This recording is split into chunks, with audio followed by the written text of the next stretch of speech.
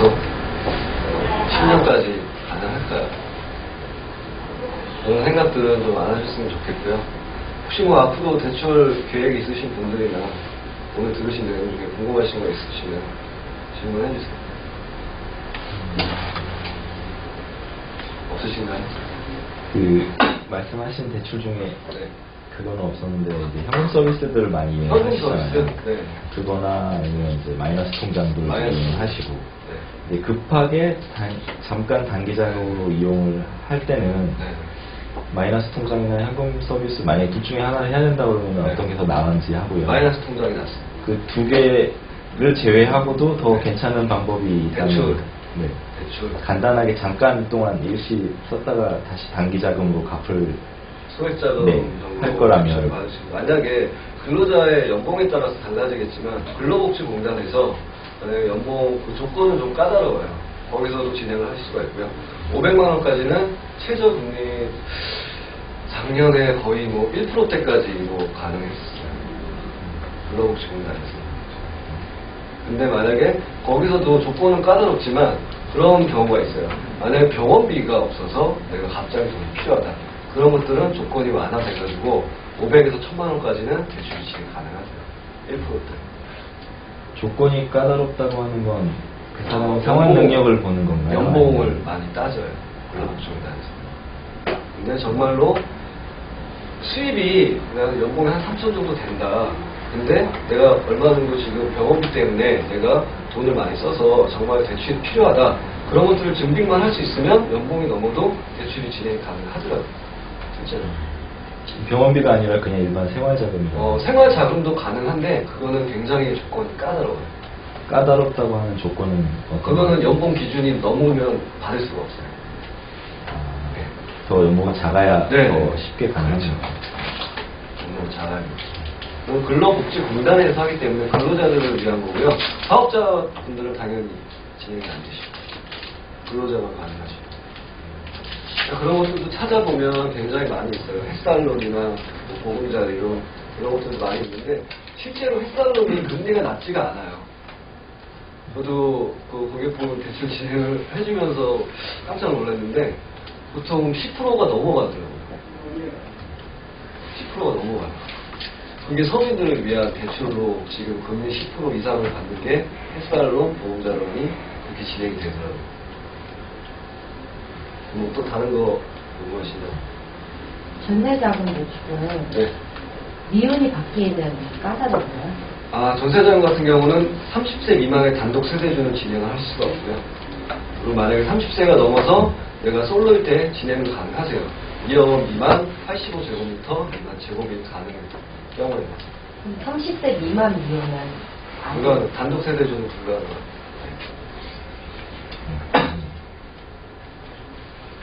대출 계획이 있으십니까? 아니요. 제가 물어봐서. 뭐 또 다른 거? 질문 있는데요. 네. 나중에 월세 수입을 받고 싶으면 네, 임대소득 말씀하시는 거죠? 네. 네. 그 조그만 집을 사고 싶은데 네. 그러면은 대출을 몇 퍼센트까지 생각하고 있어요? 지금 만약에 집이 2억짜리다. 네. 그러면 5천만 원까지 기본적으로 대출이 가능하시고요. 네. 추가로 맥시멈 80%까지 대출이 가능하세요. 근데 대출은 가능한데 나중에 이제 수입 그 비례해서 네. 몇 퍼센트까지 받는 게 가장 좋은 건지. 대출을 몇 프로까지 받는 게 가장 좋은지. 네. 대출을 안 받는 게 가장 좋겠죠. 안 받는 게 가장 좋은데, 부득이하게 대출을 진행하게 되면, DTI 비율 이상으로 대출을 진행하게 되시면, 갚아야 되는 금리가 높아지겠죠. 한도 안에서 받으시면 좋겠죠. 실제로 만약에 계획이 있으시다고 하시면, 그 월세 그 동네 시세가 있을 거 아니에요? 시세 대비 내가 갚아야 될 이자 상환 금액과 비교를 해서 만약에 그 집을 10년 동안 보유해서 내가 받는 월세를 계산을 하시고 그 다음에 내가 10년 동안 상환 계획을 잡았을 때 이게 과연 남는 장가인지 계산을 해보셔야겠죠. 근데 예전에 고객 중에 고려대학교 앞에 옛날 빌라를 8천만 원 주고 경매로 구매를 하신 분이 그 동네가 조금 이제 개발이 되면서 집값이 한 1억 6천까지 올라가지고 근데 양도 선수 때문에 이제 매매를 못 하시고 월세를 주고 계신데 그 동네 집값이 워낙 싸기 때문에 실제로 그 경매 진행할 때 받았던 대출금과 비교해 봤을 때 남는 경우는 없더라고요. 실제로. 그래서 대출 받아서 임대사업을 한다? 굉장히 고려해 보여야 할 사람이 굉장히 많아지죠. 근데 만약에 그걸 변동금리로 만약에 대출을 받았다. 그렇다면 더 안 좋은 경우가 발생이 될 수 있겠죠. 월세도 뭐 계속 오르면 좋겠지만 집은 점점 낡고 뭐 그 동네 시세가 어떻게 변할지 모르는 상황에서 그렇게 대출을 받아 진행하게 되면 나중에 더 손실이 크게 날 수도 있는 경우가 많습니다.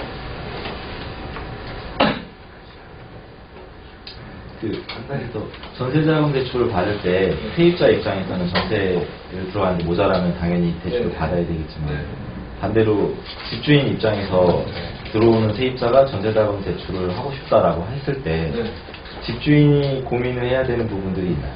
집주인이 고민할 거는 솔직히 없어요. 그러면 대부분 등기부등본상에는 남잖아요. 당연히 남죠. 네네. 근데 그게 그게 혹시 영향이 있나요? 내 대출이 아니기 때문에 그 사람 대출이잖아요. 네. 내 이름으로 전세자금 대출을 집주인이 해주지는 않잖아요. 네. 그런 경우가 있어요. 그런 대출이 있어요. 이 집에 전세를 들어올 사람이 실제로 대출을 진행을 하는데 대출을 못 받아요. 근데 그거를 전세자금 명목으로 은행에서 실제로 집주인 이름으로 대출을 해주는 경우가 있어요. 그런 경우가 아니라면 고려할 사항은 그런데 대부분 안 해주려고 하잖아요. 그렇죠. 대부분 안 해주려고 하죠. 근데 뭐 정말 마음 좋으신 어르신을 만나서 뭐 해주는 경우도 있더라고요. 그게 귀찮아서 안 해주는 거예요? 아니요, 귀찮은 건 아니죠. 귀찮으면 만약에 그 사람이 상환 능력이 만약에 2년 뒤에 내 집값을 또 올리고 싶은 전세금을 올리고 싶은데 그때 가서 그럼 또 대출 이 사람 능력이 안 되는 그때 가서 어떻게 해요? 이 사람도 그러면 내가 그 보증을 쓴 거나 마찬가지가 되버리는 거죠. 그렇기 때문에 대부분의 집주인이 그런 것들을 안 해주려고 합니다. 그럼 전세자금 대출을 받아서 내가 이 집을 이제 처분을 하고 나간다고 했을 때 제가 만약에 받았다고 하면 그 나갈 때 다른 집을 또 구할 거 아닙니까? 그렇죠. 그때는 그러면 이 집을 에 대한 전세자금은 다 마무리 짓고 다른 집에 가서 아니, 또 빌려야 되나요? 아닙니다. 그냥 네네. 옮겨갈 수 있는. 네네. 그건 어차피 상환 기간이 보통 전세자금 대출을 받으실 때 보통 15년 만기를 가장 많이 선호를 하세요. 왜 그러냐면 대출 금리가 낮지도 않고 높지도 않고 가장 적당하기 때문에 그 점을 많이 선호하시고 15년 정도면 어느 정도 상환이 가능하기 때문에 이렇게 하시는데 그럼 15년 내가 계약을 해서 대출을 받았는데 2년 집주인하고 계약하고 나갈 때 2년 뒤로 갚으면 안 되죠. 가져가셔야 되는 거예요. 본인 거죠. 집이 아니잖아요. 집을 담보로 대출을 받는 게 아니죠. 매매하시는 게 아니고.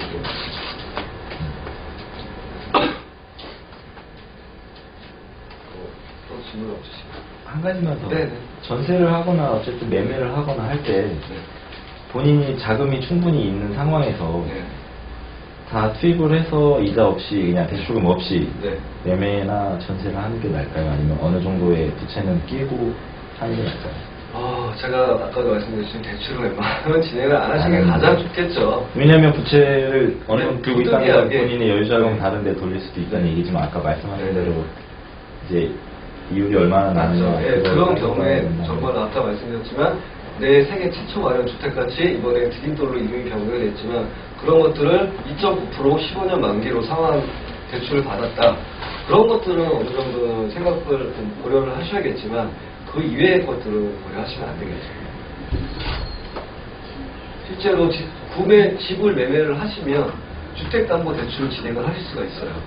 그런 것들은 또 금리가 차이가 많이 나시게 돼요. 보통 4% 중반에서 5%까지 올라가시기 때문에 담보대출 같은 경우는 만약에 2% 초반이나 3% 초반대가 아니시라면 그런 것들은 고려 안 하시는 게 좋겠죠. 여유가 있으면 고려를 안 하시면 됩니다. 만약에 어쩔 수 없이 해야 된다 그러면 그런 만약에 조건이 연봉이 뭐 7천만 원이 넘어서 조건이 안 된다. 그러면 주택을 매매할 시점에 담보대출로 들어가시는 게 훨씬 낫겠죠. 신용대출보다는. 금리나 이런 거 상환 기간에 훨씬 더 유리하게 조건을 적용받으실 수가 있죠.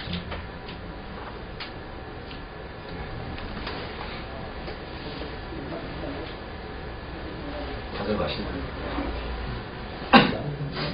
음료수도 없이 가져가셨죠. 음료수는 저기 앞에 있는데 못 보셨나요? 앞쪽에서, 네, 앞쪽에서 드시면 되시고. 혹시 뭐 질문 없으면 뭐 잠깐 쉬고 방학 가는 준비할까요? 잠깐 뭐 한 10분 있다 시작하면 되고. 일단 지금 오늘 질문들을 여러 가지 주셨는데 제가 몇 가지 부연 설명을 드리겠습니다. 부동산 지금 대출에 대한 건에서 말씀드렸죠. 네, 지금 일단 먼저 질문 주셨던 본인 전화는 어떻게 되시죠? 사업을 연구죠. 최세용 고객님께서 질문 주셨던 내용이 이제 임대사업을 위해서 지금 부채를 받는 게 적정 비율을 어느 정도 받는 게 좋겠습니까? 이 임대사업에 대한 수익성에 대해서 본인 주셨다고 생각을 하는데 맞나요? 제가 교실 잘 대출 비율 같은 경우에 만약에 한도를 최대 60%로 잡는다고 한다면 적정 투입 비율은 40%까지 실제. 예를 들면 1억 원의 대출 한도가 나왔다 하게 되면 1억 2천으로 예상하기 생각하면 60%까지 되고 그럼 한 40% 정도인 8천만 원까지가 실제 내가 생활할 수 있는 실부담률이라고 보시면 됩니다. 그래서 맥시멈 60%에서 빠진 20% 정도를 여유 텀으로 두셔야만 변동 상황에 대처하시기 더 유리합니다. 그리고 또 한 가지 임대사업의 지금 맹점이라고 볼 수 있는 건 하나는 공실률입니다. 공실률. 집이 똑같이 월세를 넣는 건 세를 넣는 거잖아요. 근데 집이 다 차서 들어오면 상관이 없어요. 그리고 나가면서 사람이 바로 바톤 터치 받아서 또 채워주고 그래서 내가 임대소득으로 인해서 다시 끊기지가 않으면 정해놨던 그 소득폭이 항상 유지가 되면 다행인데 임대사업은 특이하게 공실률이라는 게 존재합니다. 오피스텔이라든지 무슨 빌라가 됐든 아니면 원룸이 됐든 그래서 공실률이 존재하게 되면 그만큼 내 소득이 줄어들기 때문에 만약에 별도의 뭐 직업이라든지 이런 걸 유지를 하시면 좋겠지만 임대사업 쪽으로 완전 전환을 한 상태에서 공실률이 발생하게 된다 그러면 대출에 대한 압박이 커지기 때문에 대출 한도 자체도 60%가 아니라 40%로 그리고 임대사업을 진행하실 때도 공실률을 한번 고민을 해보셔야 될 거예요. 그리고 이제 또 국민 조남 김희종표입니다. 질문 주셨던 내용 중에 지금 대출에 대해서 지금 또 주택 관련해서 문의 주셨는데 지금 사실 선립연동형 모기지가 출시가 됐죠. 혹시 알고 계십니까? 네, 들어요. 그게 어떤 거냐면 쉽게 말하면 정부에서 집값이 떨어지거나 오르거나 했을 때 이 변동에 대해서 책임을 주겠다는 내용입니다. 그래서 아마 걱정되시는 부분은 이제 대출을 받아서 내가 집을 구매를 할 때 집주인이 내가 대출을 받아서 들어온 것에 대해서 흔쾌히 꺼려하지 않을 요소들이 있느냐 이런 질문을 주시는데 일반적으로 그 채무에 대한 책임자는 내가 채무자가 되는 거지 그 집주인이 채무자가 되는 게 아니기 때문에 사실은 상관이 없어요.